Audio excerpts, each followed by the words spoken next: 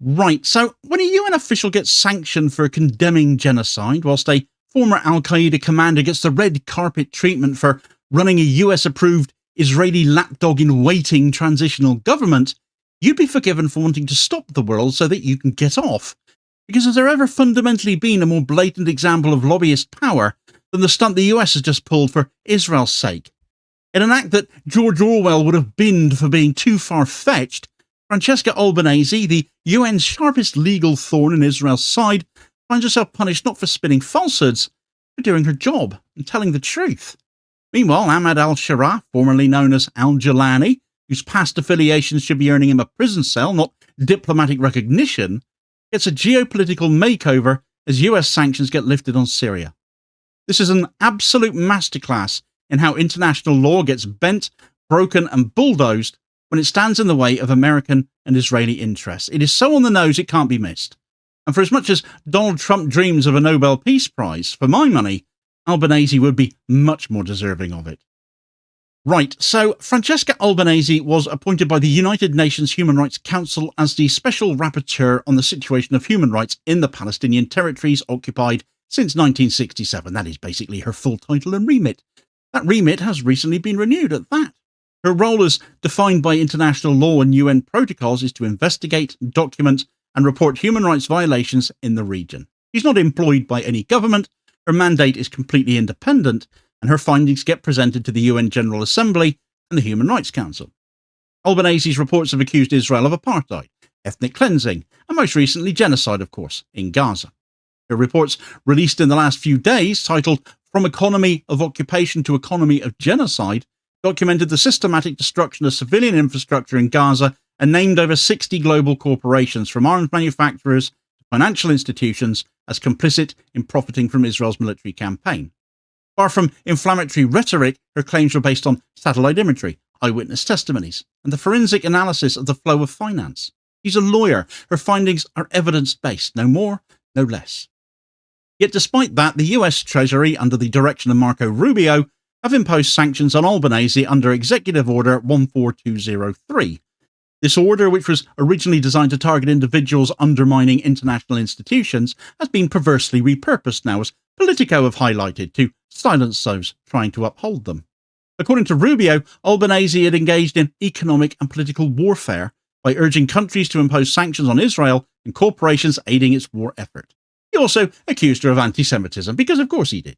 Charge that has been rendered devoid of all meaning by pro-Israel voices, and has, as such, been widely dismissed by legal experts and human rights organisations, including Amnesty International, which called the move a disgraceful affront to international justice.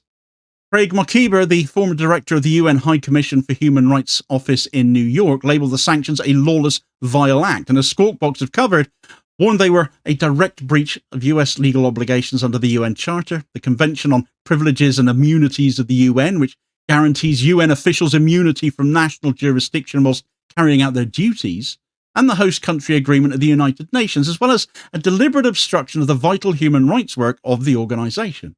In short, the US are leaving themselves open to legal action themselves over this move. Albanese herself has not backed down either. It's customary of her to do so. In response to the sanctions, she wrote, "I stand firmly and convincingly on the side of justice, as I always have." She condemned the US action, as Al Jazeera make note of, as a mafia-style intimidation tactic, pointing out that she remains focused on reminding states of their obligations to prevent and punish genocide. She has also specifically called out European states, including Italy, France and Greece, for having let Israeli Prime Minister Benjamin Netanyahu, who is, as we know, wanted by the ICC for war crimes, as we know he has that arrest warrant out for him, to use their airspace en route to Washington. As Rome Statute signatories, these states were legally obligated to deny him passage or arrest him, and they didn't. That's their failure to do so. Albanese argues that failure reveals a broader Western disregard for the rule of law when it comes to Israel. While Albanese was being sanctioned, though, the US was simultaneously lifting sanctions on the Syrian government led by Ahmed al-Sharaa. Al-Sharaa is still the leader of Hayat Tahrir al-Sham, HTS, born out of the al-Nusra Front, as that was itself being Al-Qaeda's Syrian branch in effect. HTS has a documented history of executing minorities, torturing civilians and suppressing women's rights, and this has carried on since al-Sharaa deposed Assad. Yet despite this, the US State Department now describes the al-Sharaa administration as a new stabilizing partner in the region and have lifted that terrorism designation. But the truth is arguably a lot simpler. Al-Sharaa opposes Iran and Assad and really wants to be friends with Israel, despite Israel having invaded southern Syria on his watch and been attacking the state he apparently still presides over now for months. They've done it ever since. The whole sorry situation screams US asset. This move is part of a broader historical pattern now. The US has historically rehabilitated violent actors when convenient. But in lifting sanctions on a government run by a former Al-Qaeda leader while sanctioning a UN rapporteur, the optics over Washington's priorities are absolutely scandalous. These priorities, these dual decisions, are of course not merely about US strategic realignment, but about reinforcing pro-Israel sentiment in wider regional geopolitics. Francesca Albanese is arguably one of the most high-profile critics of Israeli actions in Gaza on the planet. Her work has repeatedly embarrassed Tel Aviv and its allies by providing detailed documentation of war crimes, economic profiteering, and structural apartheid they've been desperate to cover up. And she's just as capable of doing this to their faces, often with a customary caustic wit. Conversely, Ahmed al-Sharaa has repositioned the Syrian interim government in a notably pro-Israel direction. His administration has quietly abandoned long-standing Syrian support for the Palestinian resistance. In speeches to Western diplomatic circles, al-Sharaa has downplayed past hostilities with Israel and emphasized his willingness to normalize relations in exchange for stability and trade. So the contrast here, the hypocrisy here, really is as obvious as it is alarming. Albanese exposes Israeli impunity and is punished. Al-Sharaa hints at regional realignment favourable to Israel and gets rewarded for it. So the driving logic behind these moves is not legal principle or counter-terrorism consistency, but the imperative to insulate Israel from criticism while cultivating new regional partners willing to accommodate and acquiesce to it. That Marco Rubio is the one who has led this move isn't a great surprise either. You only need to look at his record to see that. A staunch pro-Israel war hawk, he has pushed anti-BDS legislation, opposed ICC investigations into Israeli actions, and now leads the charge to silence one of Israel's foremost legal critics. He has also allegedly received over $1 million in donations from pro-Israel lobbies for his campaigns. That can't possibly be a connection there, can there? The alignment between Rubio's pro-Israel agenda, the corporate interests tied to Israel's war economy, and the elevation of al-Sharaa cannot therefore be ignored. Those three statements speak absolute volumes. These dual actions do raise a central question, though. What remains of international law when its application depends entirely on all states upholding them, and that isn't happening? Albanese was sanctioned for defending human rights and enforcing the Genocide Convention. Al-Sharaa is being rewarded despite violating nearly every tenet of international humanitarian law. He literally had a bounty on his head until the West decided to put him in a suit and call him a politician. So the message is unambiguous. Legality and morality are subordinate these days when it comes to Israel, and it's rendering humanitarian law and international legal norms obsolete, making the whole world a more dangerous place. This weaponization of law extends beyond Albanese, as we've already seen, though. She's simply the most high-profile figure this has now been applied to.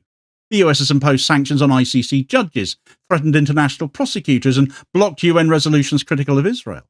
Simultaneously, it uses human rights rhetoric to justify sanctions on adversaries like Russia, Venezuela, and Iran. It's an inconsistency that doesn't just make US lawmakers an international laughingstock, though admittedly we shouldn't really be laughing because it's so dangerous. The global response to all of this has come thick and fast, however. Human Rights Watch warned that the US move could have a catastrophic chilling effect on all UN mandate holders. European legal scholars have questioned whether the EU can continue to cooperate with a US government that is actively undermining international law. Others have voiced concern that the precedent set here effectively creates two tiers of international law, one for US allies and one for everyone else, making the whole thing a complete mockery. It also confirms long-standing fears that global justice mechanisms can be bypassed or manipulated by powerful states whenever they become inconvenient. The implications are profound. If UN officials can be punished for fulfilling their mandates, then all future accountability efforts for Gaza, for Syria, for anywhere are at risk. The UN's credibility is being shredded not by rogue states, but by the very countries that claim to uphold the rules-based order, because if that order is not in alignment with their wishes, they tap out.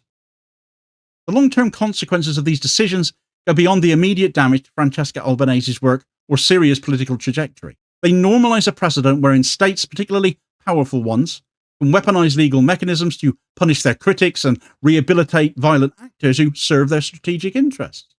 What we're witnessing is not a breakdown of the international legal system due to chaos or weakness is being deliberately hollowed out from within. Lawfare in this context becomes the use of legal tools as a smokescreen for political retribution. Instead of fostering justice, these tools are increasingly used to silence the truth and fortify impunity. UN special rapporteurs are meant to be independent watchdogs. If they are sanctioned for doing their job, then the integrity of every special procedure on torture or extrajudicial killings or climate change or gender rights comes into question. The system cannot function if its experts are punished for telling inconvenient truths. Likewise, if a former terrorist leader like Ahmed al-Sharaa can rebrand as a reformer simply by aligning himself with Western goals, what message does that send to non-state actors across the world? That violence can be forgiven, even rewarded, if followed by the right alliances. That international legitimacy is no longer about rights or governance, but usefulness to the US empire and their bought and paid for Israeli interests. This moment is more than a scandal, it's a litmus test for whether the international community is going to allow these supposedly most sacred institutions to be co-opted like this, or whether it will defend the rule of law, not only in name, but in deed. In sanctioning Francesca Albanese and legitimizing Ahmed al-Sharaa, the United States has abandoned any pretense of principled leadership, that being a big stretch already with the toxic tangerine that is Donald Trump leading them. This is not just hypocrisy, it is the systematic dismantling of the international legal order. Albanese represents the integrity of human rights monitoring. Sharaa represents the violent opportunism of extremist power, enabled by Western and pro-Israel interests. That Washington punishes the former and embraces the latter should offend anyone who believes in justice. If international law becomes a tool of empire rather than a shield for the vulnerable, its moral force evaporates. It is rendered pointless. The question now is not whether Albanese has stepped behind her role. She absolutely hasn't. It is whether we will allow the world's most powerful country to redefine international law itself in its own image to suit its own ends. Because if telling the truth about genocide gets you sanctioned and leading Al-Qaeda gets you a state dinner, then what future is left for justice? Whilst the US tries to twist the law to suit its pro-Israel ends, though, Spain is giving Netanyahu the frighteners, as they're dragging him to court now as well. More arrest warrants for him could ensue as a result, and it gives some significant legal protections for the next Freedom Flotilla mission, as it happens, who are due to sail next week. All the details of that story in this video recommendation here, as your suggested next watch. Please do also hit like, share and subscribe if you haven't done so already, so as to ensure you don't miss out on all new daily content, as well as spreading the word and helping support the channel at the very same time. Very much appreciated. Holding power to account for ordinary working class people, and I will hopefully catch you on the next vid. Cheers, folks.